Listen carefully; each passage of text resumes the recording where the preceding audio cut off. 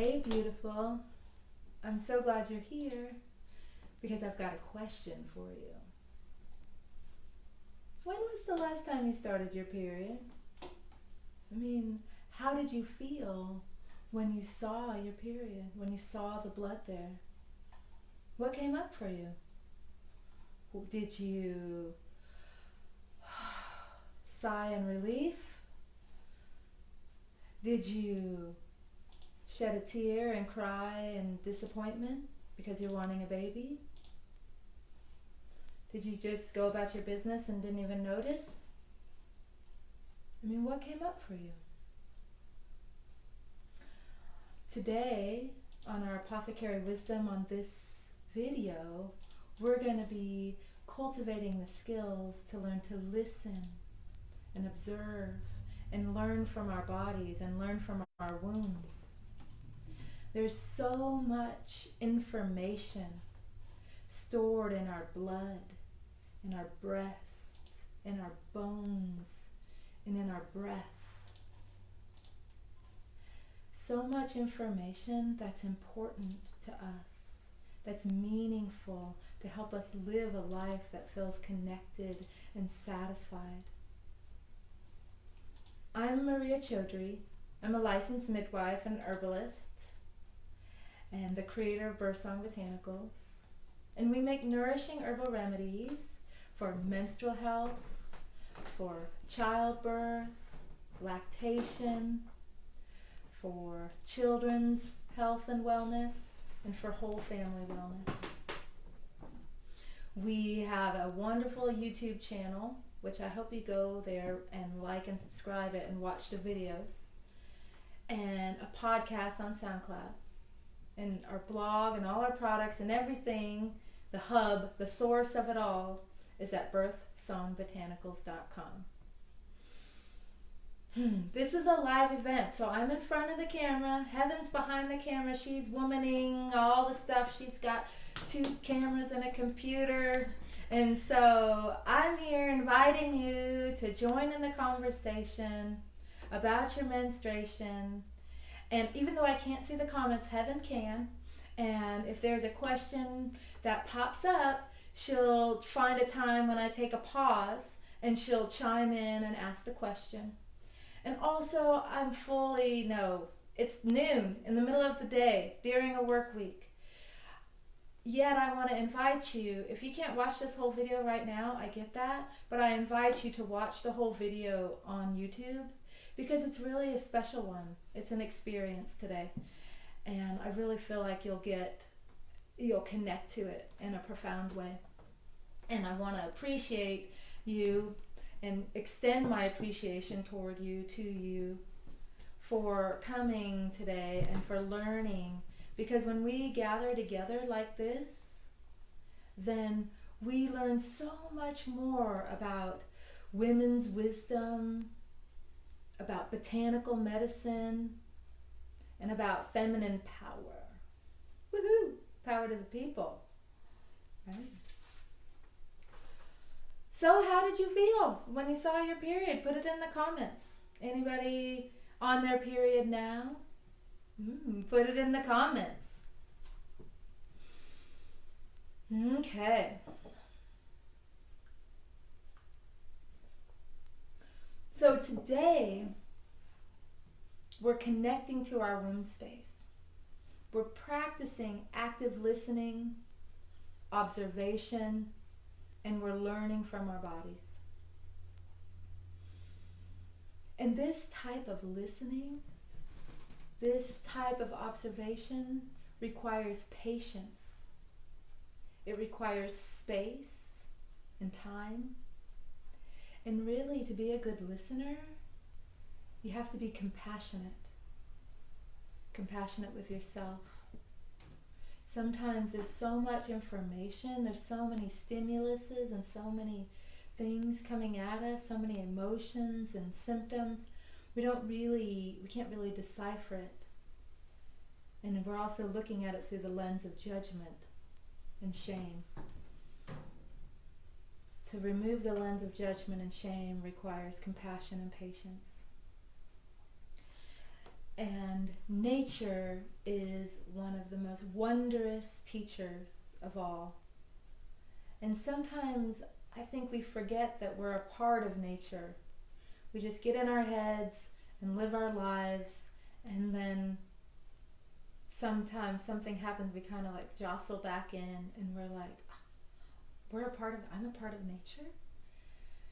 And since nature is such a wonderful teacher, and one of the reasons it's such a wonderful teacher is because when we're out in nature and we feel safe, it puts us in this deeply relaxed state. It puts us in a parasympathetic state, and it helps our mind quiet and our breath soften and our body relax. And that parasympathetic state has a really positive influence on our hormones. And our hormones mandate and dictate how we feel during our menstruation. And it mandates and dictates what our menstruation is like for us. So the more we can enter into this parasympathetic relaxed state and connect with nature, the smoother, more synchronized, more healthy our menstruation will be. I mean, our foremothers used to go to sleep when the sun set, and they would sleep under the stars, and as soon as the sun was up, they were awake. And they walked around barefoot, and they worked the soil with their hands. They birthed naturally. And then here, our modern world, the lights are on, we're awake well past sundown. We're staring at screens all the time, often, apparently hours a day. Our food comes on a truck from somewhere else, often far from here in a different country. We wear our shoes all the time, and our coats and our clothes. And we are bombarded by radiation and by stimulus. And we get in these like little metal boxes, and we drive like 80 miles an hour down the interstate. And so somewhere in there, in all that disconnectedness, we got out of sync, right? And our cycles got out of sync. And I have a few ideas to help us get back into sync and to reconnect and synchronize and harmonize with nature. I have 3 ideas. And the first one is to create a routine, right? So especially when I asked you, hey, you out there, what was your cycle like? Did it surprise you? Some of you were like, yeah, it did. I didn't even know. Like, it comes from out of nowhere. I mean, it's short and it's long. It's 30 days, it's 28 days. I don't know. I forgot. And there it was, and I was surprised.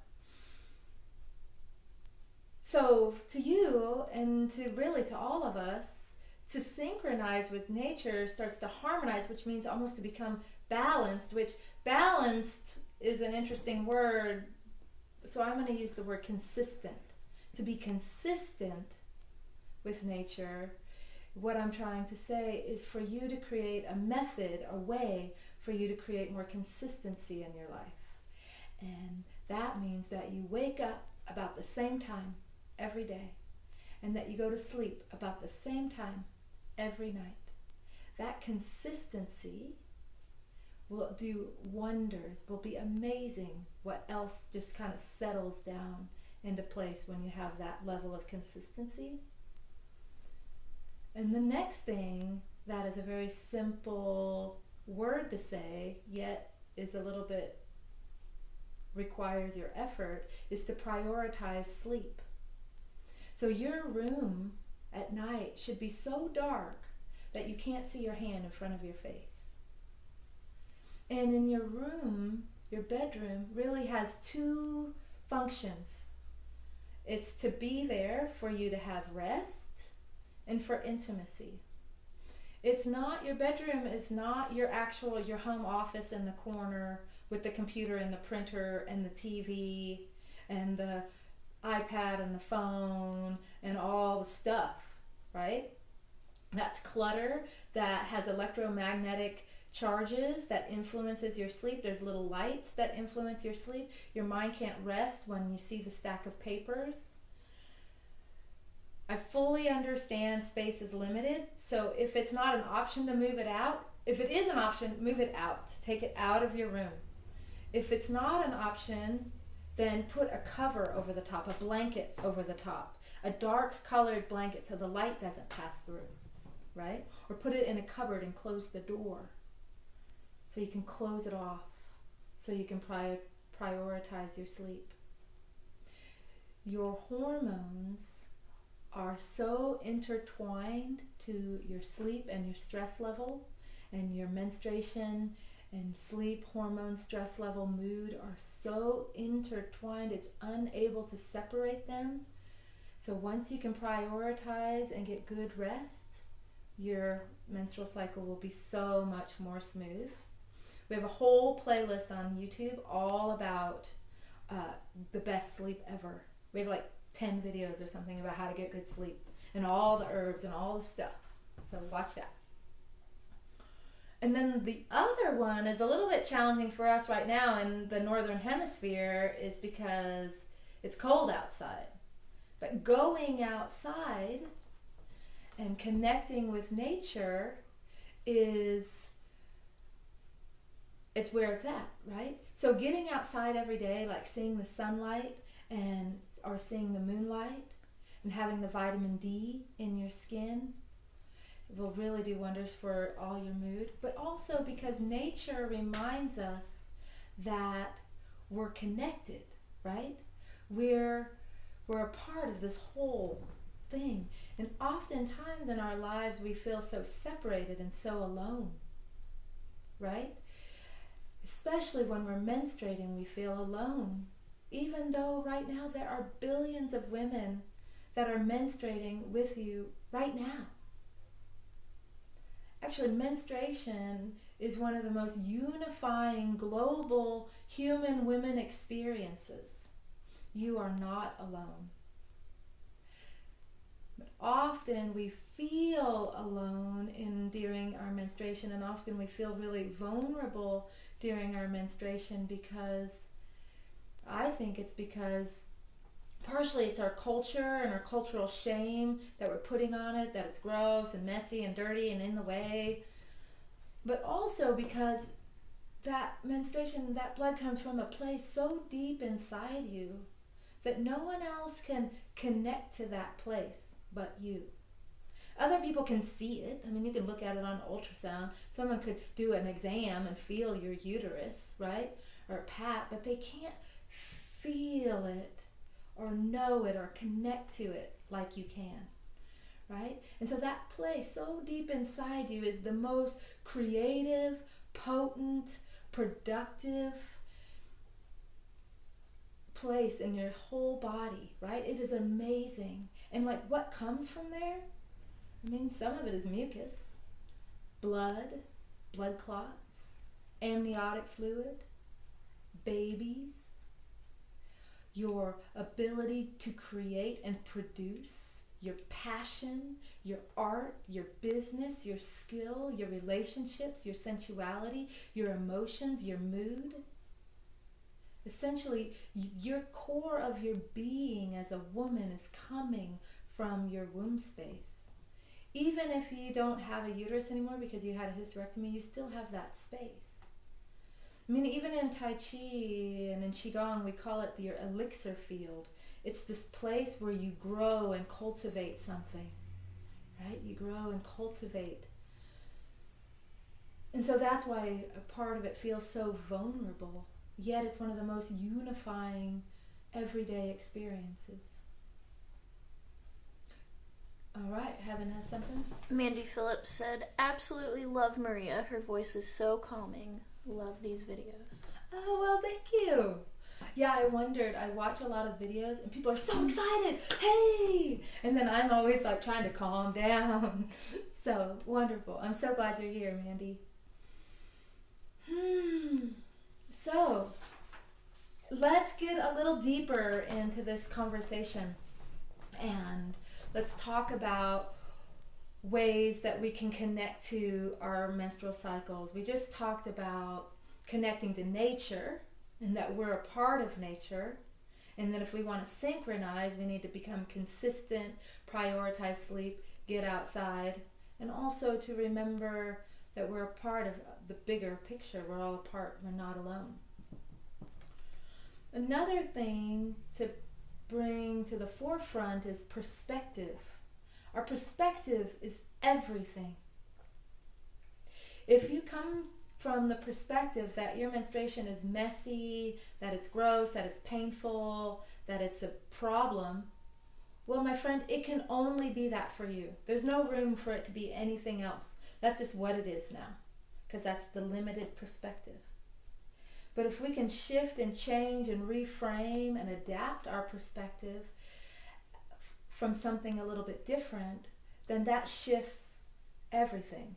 For example, if you can see your menstruation as a friend, as a wise friend, coming to you through you with messages and information for you about your health and about your well-being, if you can see it as a healthy part of your body and your biological function, then those shifts really will show up in other areas of your life. Because ultimately, deep down, we all want the same thing. We all want to feel loved, and we all want to feel safe. And if we have this shame and these ugly feelings toward our body and toward our womb, our uterus, and our ovaries, and we're sending this sort of negativity there, would that feel safe? Would your uterus feel safe? Can it ever be something beautiful? None of us talk to anyone else with the way that we can talk to ourselves with such just disgust, right? That if we spoke to another person that way, they would crumble, right? It would hurt them to their core. And we would feel so guilty by that, right? So how we see our bodies and talk to our bodies and talk about our bodies is really essential.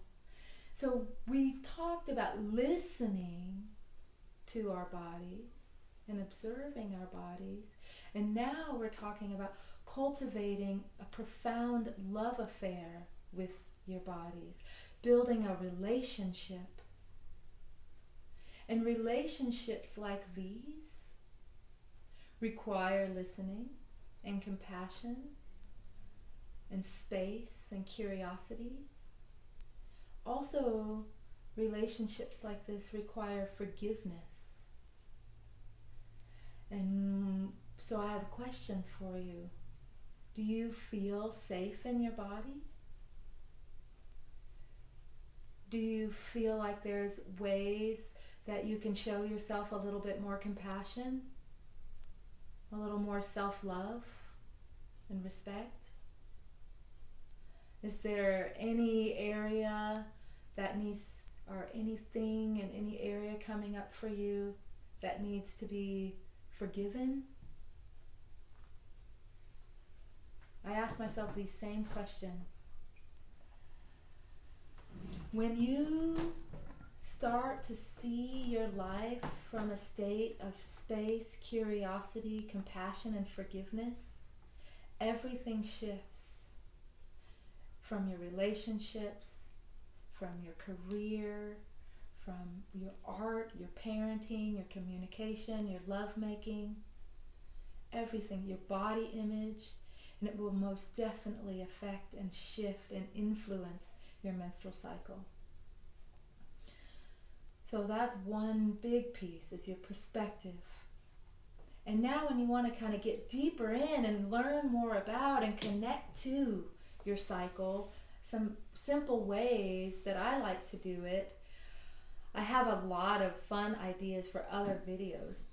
And the first one I'm about to talk about, I think should be its own video, so I'm just going to encapsulate it here. But I do want to go deeper into this, is charting your cycle. and you can chart your cycle on really beautiful moon charts, and you can journal all these things.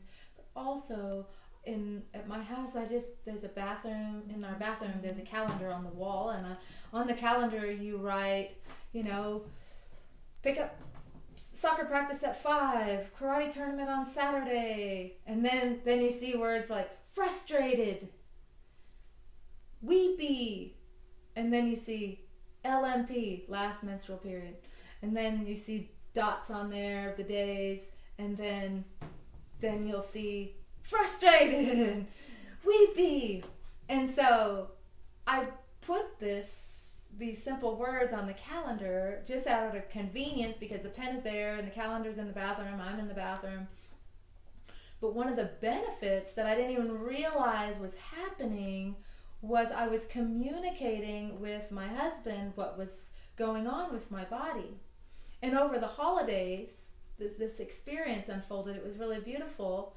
I had a really frustrated menstrual cycle right over the holidays, and everybody was there, and it was peak experience, and just that, the feeling where you just are just, and no one's doing anything to you. It's just inside you, right?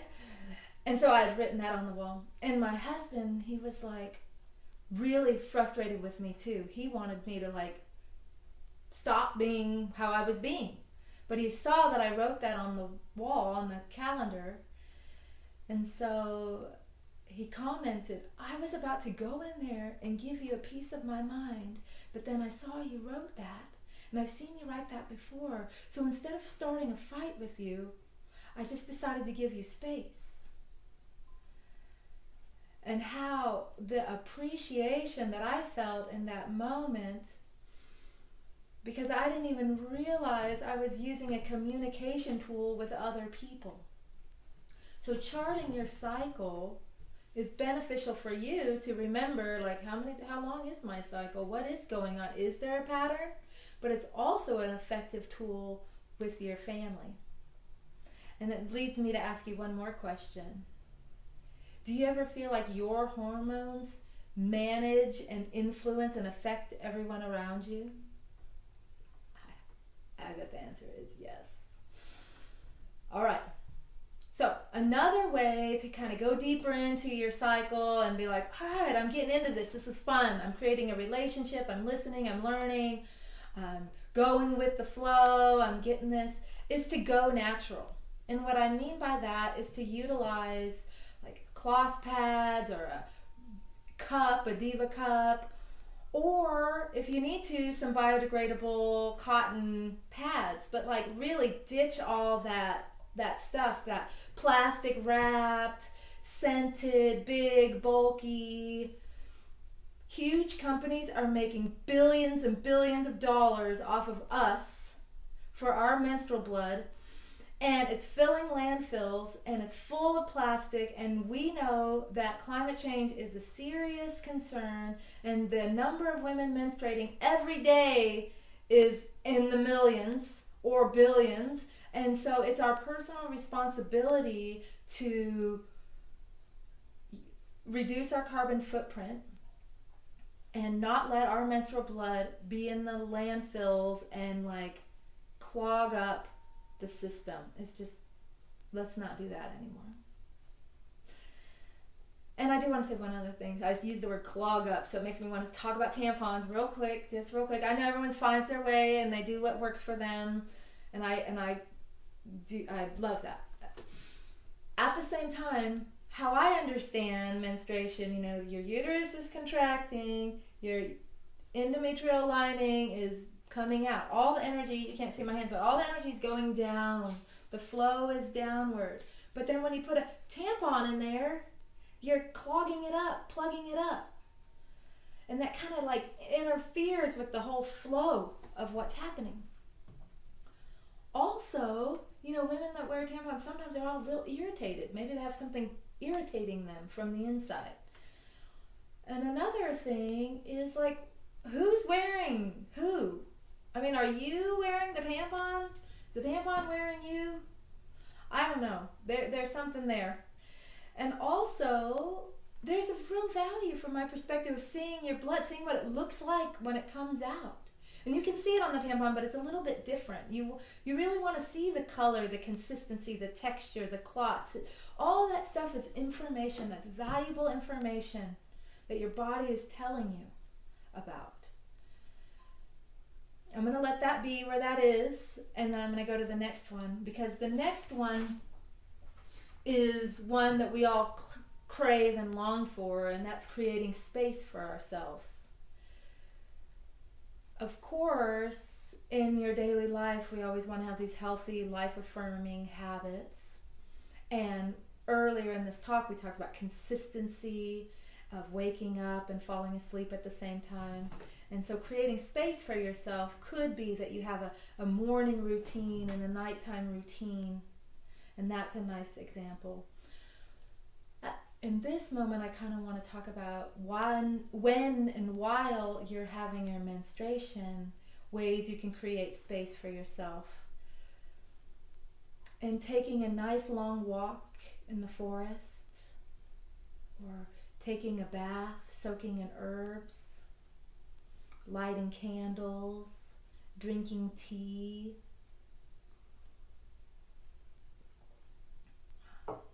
You know, whatever feels instinctual, whatever feels primal, whatever feels solitary is the thing to do. Cry, eat chocolate, dance, stretch, move. At this time when we're menstruating, it's a time when women typically feel really connected to their emotions, right? It's time to take stock in where we are now, what's no longer working, what is working, what you're going to hold on to, what you're letting go. We have this opportunity each month to reevaluate, reconnect with ourself and our center, and reconnect with our priorities and our commitments. And so the commitment to your self-time and that preservation and that love and ritual and compassion and care is real. It's healing, and it's really non-negotiable. So when you talk to your partner about needing your self-time, this isn't a pity party. This isn't a maybe next time. This is non-negotiable care that you do, because when each woman that can take a moment, and she's the one that knows what you need even before you asked for it. It's like the comforting blanket that wraps around you. You know those days you want to pull the covers over your head and not get up? She's like that comforting blanket that comforts you and warms you and keeps you close. Really high in calcium. So since the calcium levels are so high, it helps with your contractions, your uterine cramps. It helps with your mood and your tight shoulders and your muscles tension and your pain. Chamomile is so beautiful. And then we also have motherwort.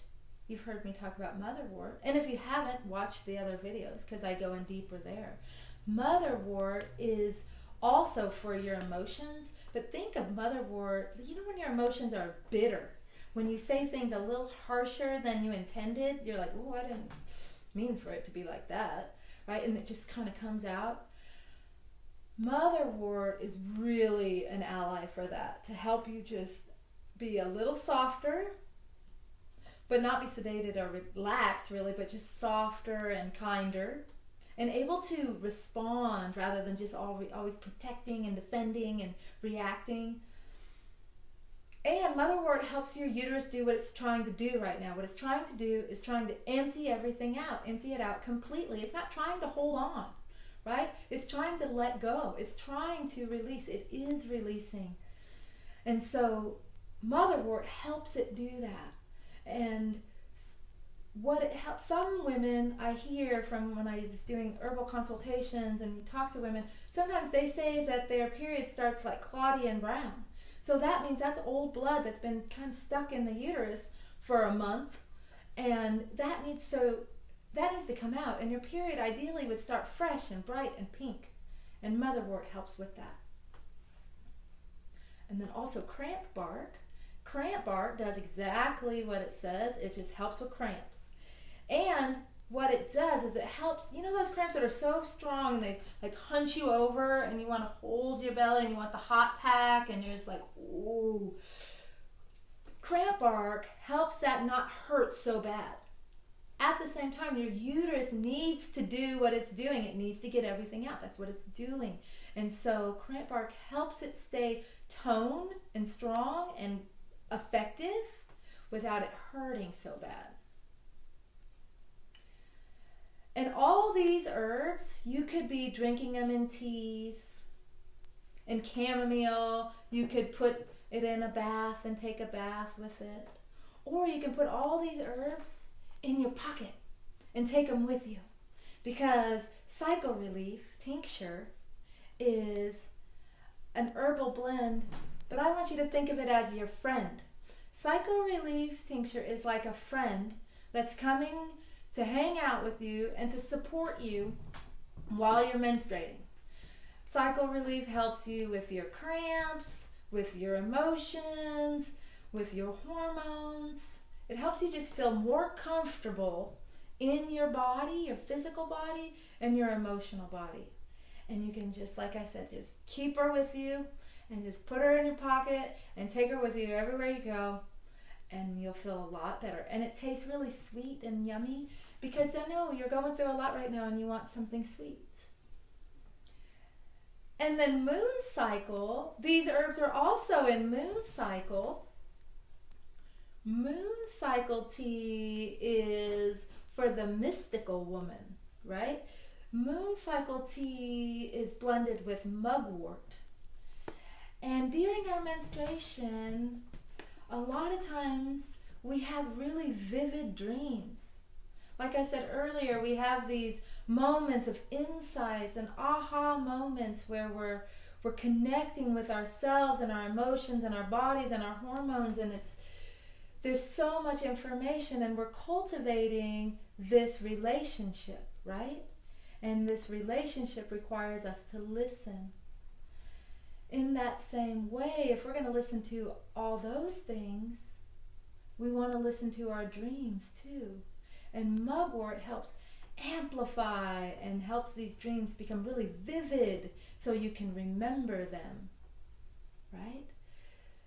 Mugwort tea is not intended for breastfeeding. If you have a young, like a newborn, don't breastfeed. It's not really intended for breastfeeding. If your child is like a year, it'll be fine, but younger than that, I wouldn't do that. And it's definitely not intended for pregnancy. I just wanted to give you those two things. So really, menstruation can be beautiful. It can be a messenger. And my encouragement to you right now is to take your time. Create space. Find some ways to be consistent. Get outside. Be natural. And have fun. Take care of yourself. Light candles. Drink teas. Take herb baths.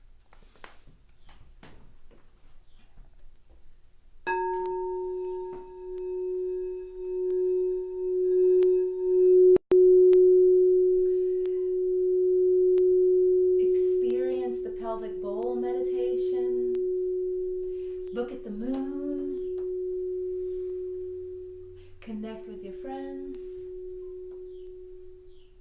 Right? That's what's happening. That's what I'm encouraging you to do. Okay?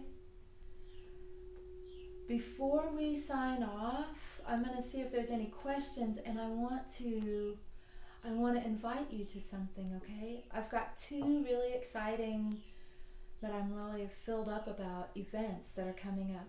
One is called Botanica Erotica, and that'll be coming up on February 9th here in Fayetteville. It's a live event.